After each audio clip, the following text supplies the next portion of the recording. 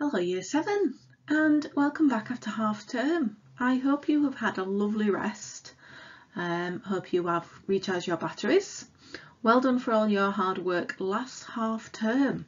Well done for your fabulous results on the quiz. I hope you enjoyed it. It was a learning curve for me, my first quiz that I've made. So sorry if there are any mistakes on it.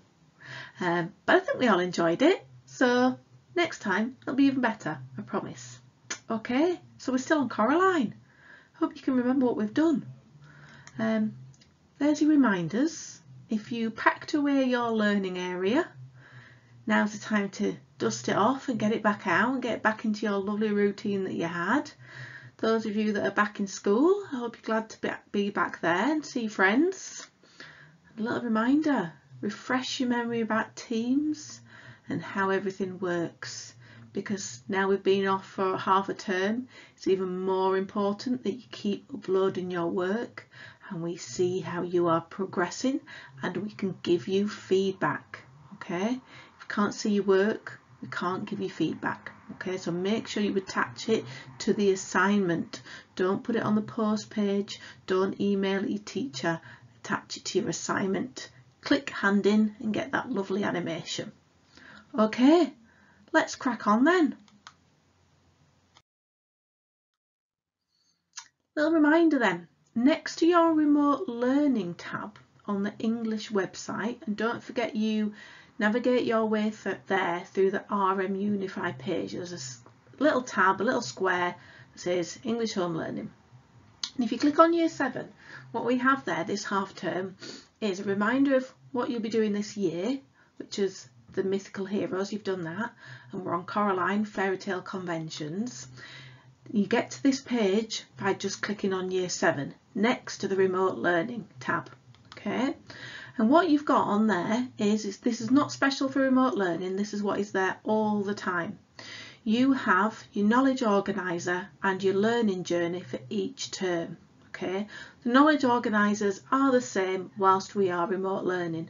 The learning journeys, they might change a little bit because it's not always the same doing it at home as it is in school. But if you want to just check the knowledge organiser, I've updated it. Okay, so if you want to have a look at that, there's some things on there that we've not done yet for our writing bits of work that we're going to do before we break up for this half term. While off that yet, but you could have a look. Okay, and you could go through and you could think, can I remember the fairy tale conventions? Do I know the key vocabulary? Okay, is that what I know about Coraline? So if you want to have a look, that's where the knowledge organizer is. And you could, even if you want to, go back and have a look at your heroes and villains knowledge organizer. Can I remember those things? Okay, so that's how you get there, and that is the one for this term 2. And there's a big version of it there on the screen, okay, with all the key vocabulary fairy tale conventions for you. Okay, so let's recap on chapter 8 and what happened before we move on to chapter 9. So there's a little picture from the novel that rings any bells. We had something in a gooey sack and some dog bats. Remember the dog bats as well. So what happened in chapter 8? Well, Coraline was getting ready to go into battle. That's what we looked at with the fairy tale convention. Going into battle with the other mother to try and find and then free her parents.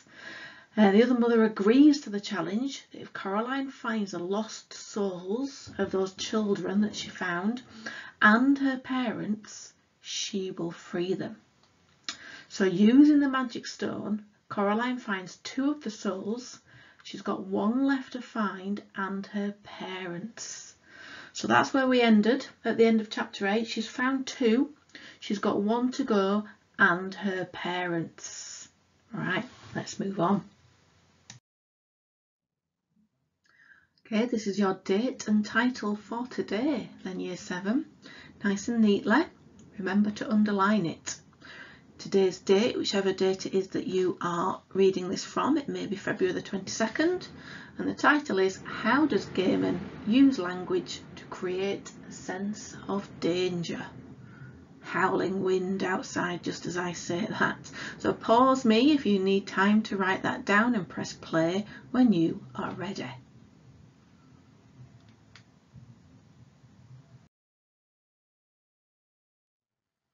Right then, so a little vocabulary check before we move on to look at danger and Coraline. I want you to think about words to do with danger, and I want you to think, what are the words you can think of that also mean danger when we use it as a noun, or dangerous when we use it as an adjective. So I want you to draw this table, very simple table. You can do it as a list if you like, however you want to organise your work, as long as it is neat and organised. And I want you to think, right, danger is a noun that names something, and dangerous is an adjective that describes something. Okay, so if we were to think of the two sentences, Coraline was in a lot of danger, which names a situation that she's in, and the sentence Coraline's journey was dangerous, and dangerous describes the journey that Coraline was on. I want you to think, if you were going to replace those two blue words with something else that meant something similar, what could you think of? So I want as many different words that you can think of that you could replace. I want you to think of nouns, and I want you to think of adjectives, and I want you to pop them in the right column. So you're going to need to pause the video to do that now.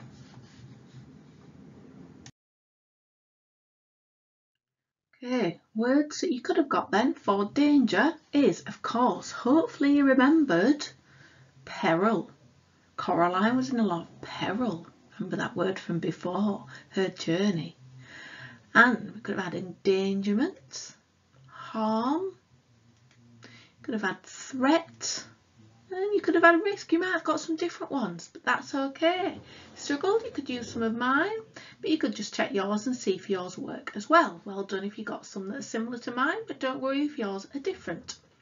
Right, what about dangerous then? How might I describe Coraline's journey? Did you get perilous? Hopefully you did. Coraline's journey was perilous, if you remember that from a few weeks ago. Alarming, threatening, risky, deadly, and harmful. Okay, so well done if you got any of those. You may have got some different ones, you may have got some better ones. I'm not saying mine are the only ones. There's all sorts of different adjectives you could have. And all you need to do is check them, pop them into the sentence and see if they work and see if they are right. Do they describe her journey, and does it sound dangerous? Does it name a dangerous journey? Well done, Year 7. Oh, I had nasty as well. There we go, forgot about that one. Right, chapter 9 then. So we're going to look at the opening paragraph of chapter 9 and how Neil Gaiman makes it seem dangerous. So let's read the opening paragraph. Outside, the world had become a formless, swirling mist, with no shapes or shadows behind it, while the house itself seemed to have twisted and stretched. It appeared to Coraline that it was crouching and staring down at her, as if it were not really a house, but only the idea of a house, and the person who had the idea, she was certain, was not a good person. There was a sticky web stuff clinging to her arm, and she wiped it off as best she could. The grey windows of the house slanted at strange angles. Okay, so what language can we spot that makes us think Coraline is in danger? Well, I want you to spot some adjectives. So can you look in this opening paragraph? Can you spot any adjectives? And it's what the house looks like, so describing the house if it's an adjective. What does a house look like that makes it seem like Coraline is in danger? So a little subheading of adjectives, and can you look at the extract, make a list of all the adjectives that describe the house that make us think that Coraline is in danger, and just pause me now to do that. Okay then, what did we get? Did we spot formless in the first sentence. We've got sticky later down. We've got grey and we've got slanted. And we've got strange to describe the angles. Okay, and there they are, highlighted on the text. Okay, one other sort of words I want us to look at. Verbs, which is an action. What is it doing, or what has it done? So same thing, subheading of verbs, same paragraph. I want you to look for some words that are verbs, doing words, action words. They could be in the past tense, could be in the present tense. And then make it seem like Coraline is in danger. Pause me now to make a little list of those. Okay, what did we get? Swirling, twisted, stretched, crouching, staring, and clinging. And there they all are, highlighted on the list, on the text. So pause me now if you need to make sure you've got those down, because you're going to use some of those in a moment. Right, so how does he use language to create a sense of danger? Well, he uses adjectives and verbs. But how does this create danger? That's not just the answer. So what I would get you to do, if we were in the classroom, I would think, right, those words, we need to do a little brainstorm around them to make us think, well, how do those words make us think of danger? So I've picked two random ones, sticky and crouching. And I'm going to show you how I do my little brainstorm around them. So I take the word sticky and I think, right, sticky. What does the word sticky make me think about danger? What can I associate with the word sticky? So I think, well, you can get stuck in it, can't you? If you're in danger and something sticky, it's like getting stuck in mud or glue. You're stuck in it and you're trapped then. Oh, does it make me think of it? So I'm thinking of the book Coraline, and I'm trying to think of the book and what I've read about. It makes me think of a spider's web of some sort. Don't know why that came to my mind, but sticky spider's web in that paragraph. Spider catching its flies to eat them.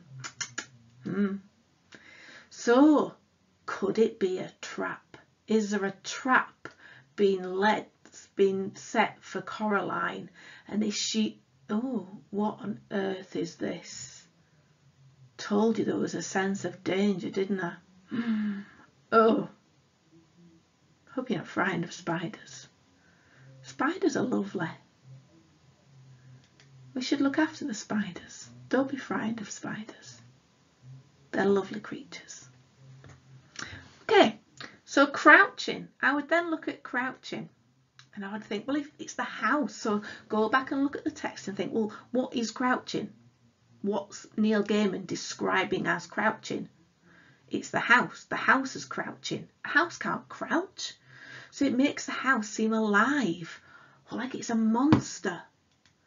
So if something's crouching, why might you crouch? It's not sitting, it's crouching.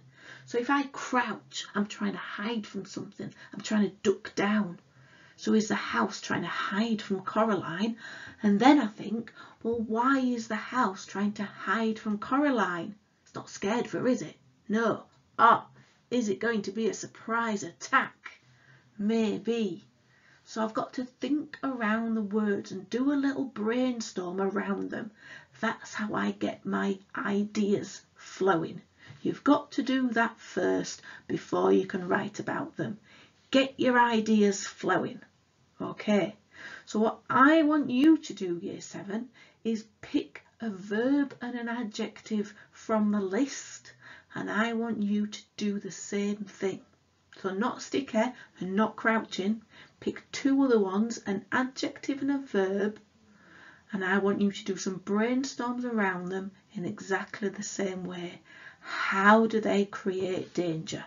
Okay, so you'll need to pause the video and do that yourself. and press play when you're ready to move on. Right then, Year 7, so now it's your turn to have a go at writing your own response. I've put some key vocabulary on the screen that I want you to try and use, which is verb and adjective, because those are the two words that I want you to write about. So I want 2 short paragraphs about how Neil Gaiman uses a verb and how he uses an adjective, and they're the ones that you've done your little brainstorm around. You've also got 2 words, suggests and implies, which you can use in your paragraph to help you show that you're analysing and discussing how he creates a sense of danger. And I've given you 3 connectives, also, maybe and in addition. And the other thing I'm going to give you is a little structure. So you can start off by saying Gaiman creates a sense of danger at the start of chapter 9 by using, and then you will pick either your verb to start with, or you could start with your adjective. It doesn't matter which one you do first, and you will put either verb or adjective. Then you will put your technique again, verb or adjective, and you need to make sure you put the word in a quotation. So you could put, if it was me, I'd be putting the adjective sticky, creates the impression that, and I'm going to be using some of the ideas I've got around my brainstorm, because those are the ideas that I've generated. And then this makes me think Coraline is in danger because, okay, and I can use some of those words at the side to help me develop my paragraph, okay, and I want 2 of those, 1 on a verb and 1 on an adjective, okay, so you will need to pause the video to complete that work, because this is what your teacher will want to see when you upload it onto the assignment, okay, and press play when you're ready to move on. Right, so how do you know whether you've got it right or not? Well, this is how you could have written it, and this is me, Mrs. Sunderland, writing it, so don't worry if yours isn't exactly like mine, but I've used some of my ideas for my brainstorm. Mr. Spider helped me a little bit, but this is what it could look like if you were writing it like me. So I've put in blue the bits that I had to think about and the bits from the key vocabulary box. So Gaiman creates a sense of danger at the start of chapter 9 by using adjectives. The adjective sticky creates the impression that Coraline is going to get stuck. This makes me think that Coraline is in danger because she might be walking into a trap, because it reminds me of a spider's web. In addition, this suggests that the other mother has set this trap for her and she is being tricked by her. Okay, so you can have a look at yours and you can think, does mine seem like that? Okay, so we're going to read a little bit more of chapter 9 now for the rest of the lesson. So carrying on from the first page of chapter 9. The other mother was waiting for her, standing on the grass with her arms folded. Her black button eyes were expressionless, but her lips were pressed tightly together in a cold fury. When she saw Coraline, she reached out one long white hand and she crooked a finger. Coraline walked towards her. The other mother said nothing. "Found 2, said Coraline. "One soul still to go." The expression on the other mother's face did not change. She might not have heard what Coraline said. "Well, I just thought you'd want to know," said Coraline. "Thank you, Coraline," said the other mother coldly, and her voice did not come from her mouth. It came from the mist and the fog and the house and the sky. She said, "You know that I love you." And despite herself, Coraline nodded. It was true. The other mother loved her, but she loved Coraline as a miser loves money, or a dragon loves its gold. In the other mother's button eyes, Coraline knew that she was a possession, nothing more, a tolerated pet whose behaviour was no longer amusing. "I don't want your love," said Coraline. "I don't want anything from you." "Not even a helping hand?" asked the other mother. "You've been doing so well after all. I thought you might want a little hint to help you with the rest of your treasure hunt. Doing fine on my own, said Caroline. Yes, said the other mother, but if you wanted to get into the flat in the front, the empty one, to look around, you'd find the door locked, and then where would you be? Oh, Caroline pondered this for a moment. Then she said, Is there a key? The other mother stood there in the paper-grey fog of the flattening world. Her black hair drifted about her head as if it had a mind and a purpose all of its own. She coughed suddenly in the back of her throat, and then she opened her mouth. The other mother reached up her hand and removed a small brass front door key from her tongue. Here, she said, you'll need this to get in. She tossed the key casually towards Caroline, who caught it one-handed before she could think about whether she wanted it or not. The key was still slightly damp. A chill wind blew about them, and Caroline shivered and looked away. When she looked back, she was alone. Uncertainly, she walked round to the front of the house and stood in front of the door to the empty flat. Like all the doors, it was painted bright green.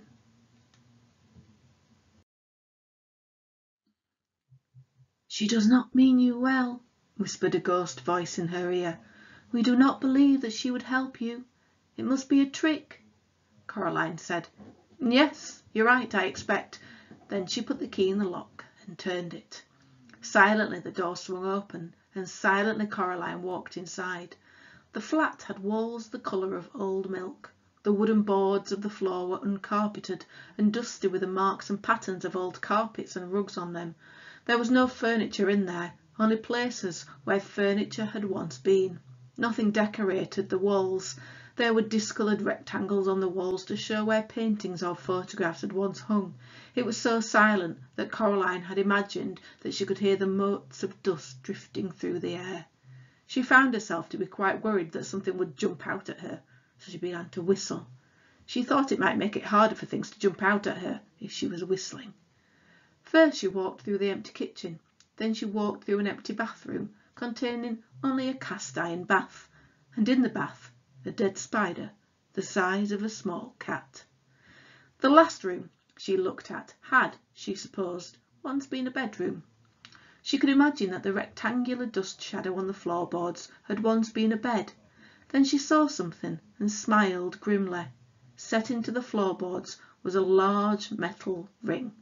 Caroline knelt and took the cold ring in her hands, and she tugged upward as hard as she could.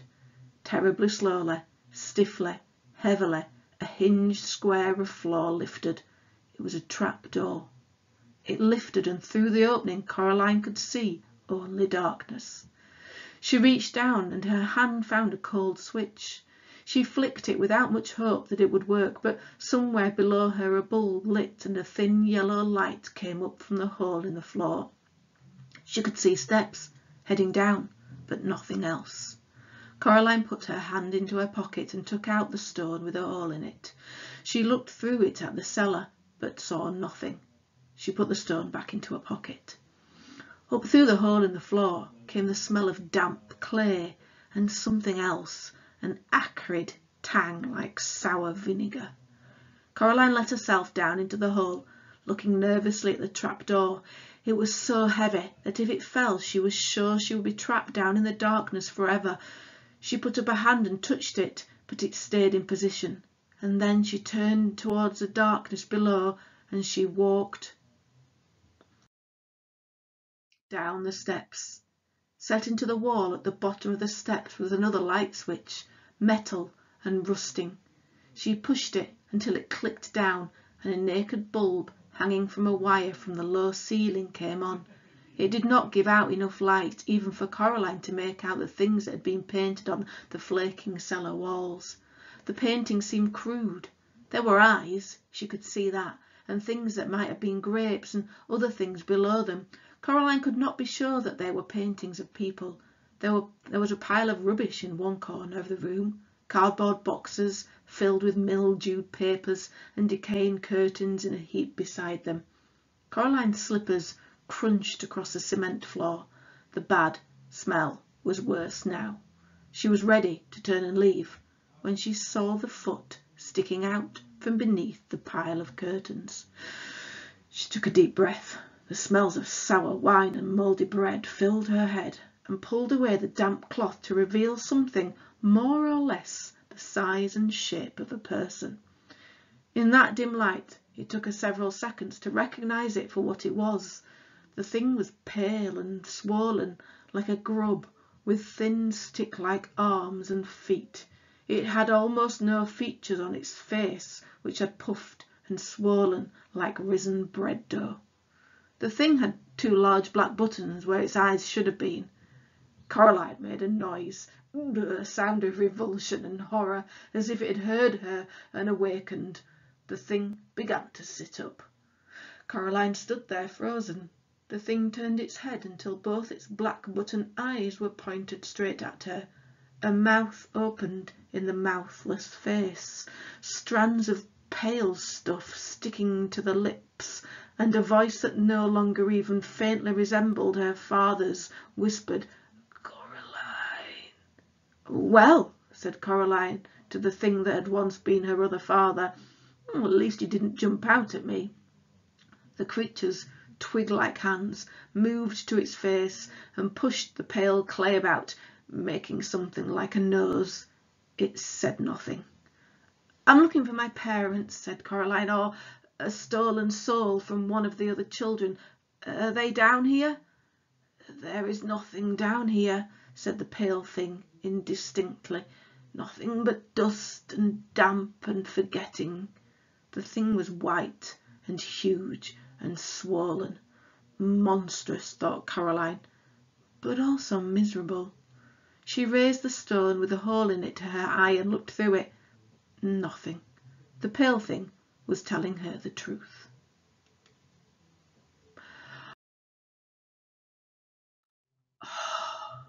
And that is the end of today's lesson. Well done, Year 7. I hope you can't wait for the next lesson. See you then. Brum brum. Bye.